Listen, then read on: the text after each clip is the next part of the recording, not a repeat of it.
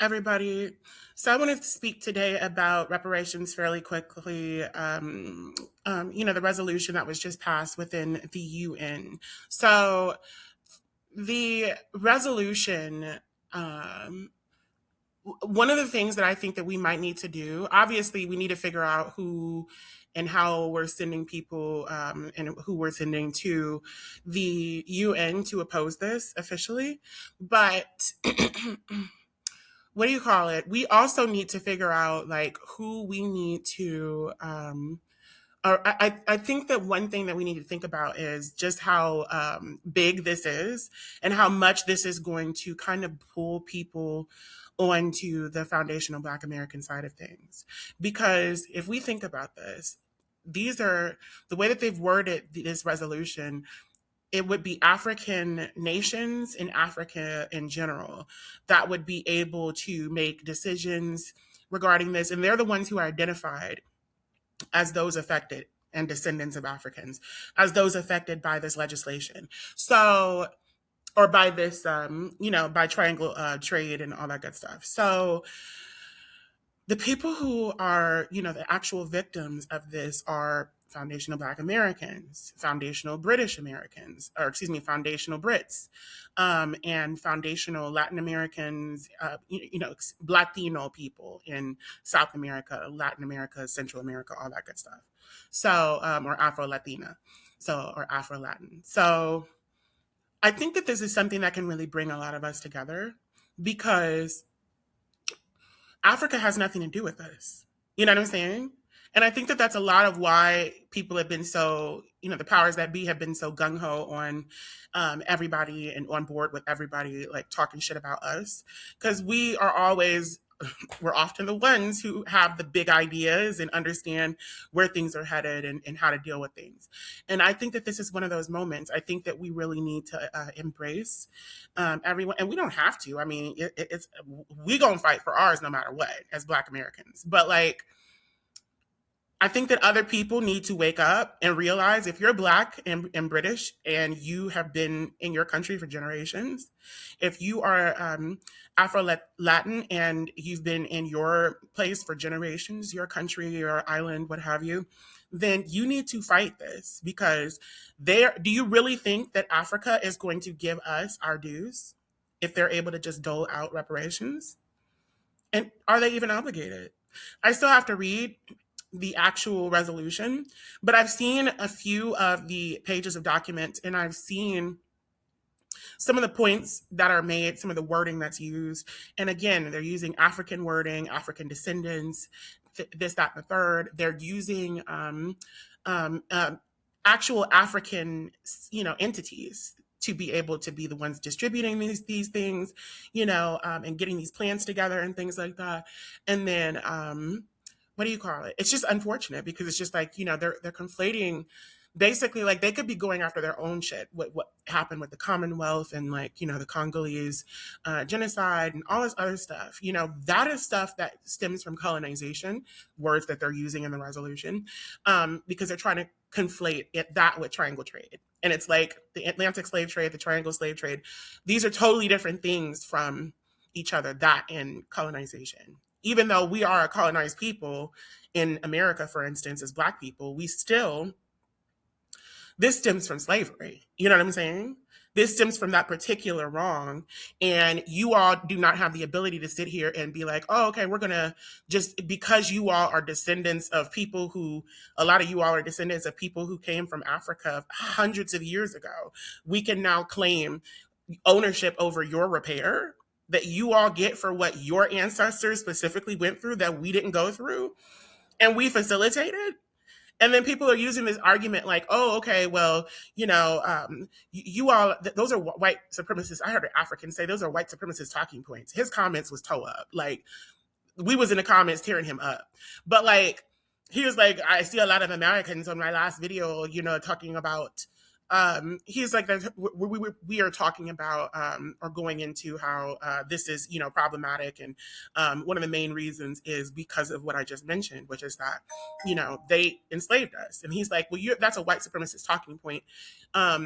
Every African did not enslave you. Every white person didn't either, baby. And you're still over here on board with reparations when you get them. Not when we're fighting for them for ourselves, but when you get reparations, all of a sudden now you're on board. Of course, yeah. So it's just crazy because it's just like it doesn't make any sense. Like you can't sit here. It makes sense when you think about just how humans are and how greedy and evil and insidious people can be, but it's just ridiculous. Like it logistically principally doesn't make sense. Like, if you're going to sit here and say that we don't deserve reparations and fight against identifying as Black, fighting against anything that we say as foundational Black Americans until it's cool, then all of a sudden you love it. You know what I'm saying? If you're going to operate that way, then you need to take that to the grave. You know what I'm saying? You need to be like that 100%. So now you ready to get a check? Now all of a sudden you're ready to get a check? But when we were supposed to be getting a check, no. It's crazy. So, I mean, I just need y'all to know, look at Ghana, look at Africa as a whole, but look at the very place from whence the president who did this and proposed this resolution, look at the very place that he comes from whence he hails, Ghana, that he's in charge of. That place is a hellhole. It's a hellhole right now, like in a lot of ways. Like there are a lot of horrible things that you see going on in Ghana right now. The people are not taught how to properly irrigate and grow their own food and things like that. The shanties that they're living in are ridiculous. Like a lot of them, like it's crazy. And then you sound like an ethnicist person or a racist because you say something about that. And it's like, babe, like those places look worse than places in the hood. They look worse than places in the hood that y'all keep talking about every time y'all come over here and talk this shit about us and our, community. But I'm really appreciative. One thing that I was hearing a lot of us say through these channels that I watch of ours is, Foundational Black Americans, is that us delineating has made it easier for us to really dissect those and get in the weeds of those crime numbers.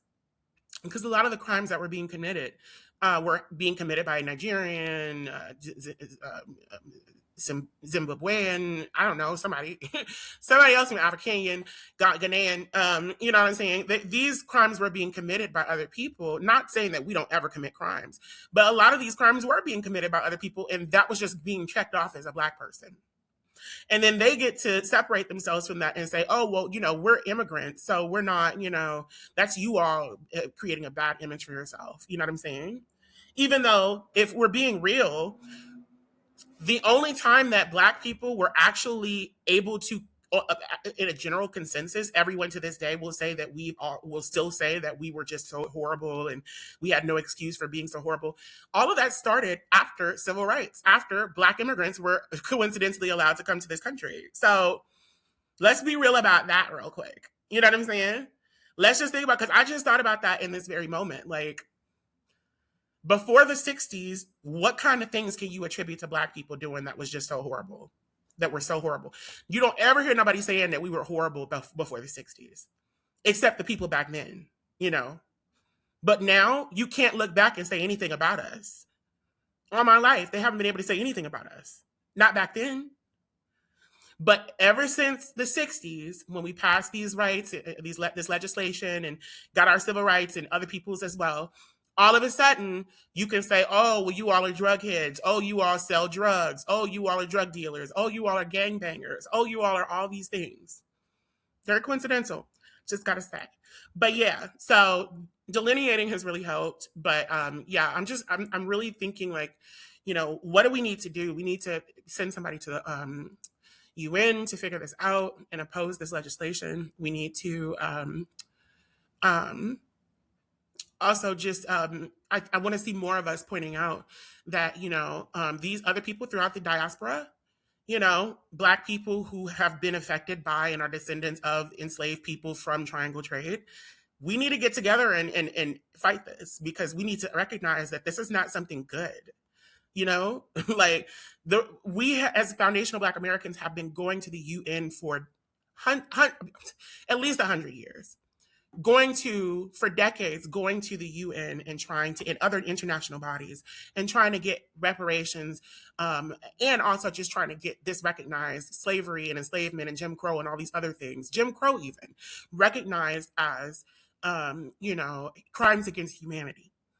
We've been trying to do that for hellas. And they're trying to act like, oh, well, Africans just did it, for the, they're the first people to ever do it. So, good on them. Somebody had to do it since nobody else was going to. That's what people are acting like right now. And it's like, no, babe, like every time we try to do something, it does not work. Why do you think that they don't let us do things?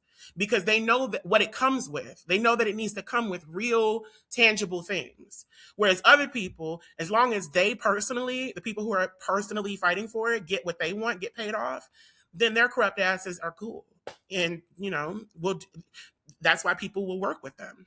Ghana sold out Africa by making this deal so that,